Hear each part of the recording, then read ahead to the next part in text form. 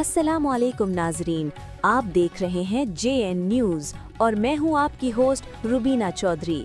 सबसे पहले नजर डालते हैं आज की अहम खबरों पर। जतोई से खबर शामिल करेंगे। हकीम मोहम्मद बिलाल सईदी से तहसील जतोई के प्राइवेट स्कूल्स के मालिकान की एक अहम मीटिंग मुनक्किद हुई, जिसकी सदारत मरूफ तालीमी शख्सियत रऊफ फारूक अहमद अल मरूफ फारूक शाह ने की। मीटिंग में तहसील भर से स्कूल ऑनर्स की बड़ी तादाद ने शिरकत की और तालीमी शोबे को दरपेश मसाइल पर तफसीली गौर गिवज़ किया गया। इजलास से खिताब में रऊफ फारूक अहमद ने कहा कि प्राइवेट स्कूल्स को दरपेश मसाइल के हल में जाफिर हुसैन भुट्टा ने हमेशा कलीदी किरदार अदा किया है।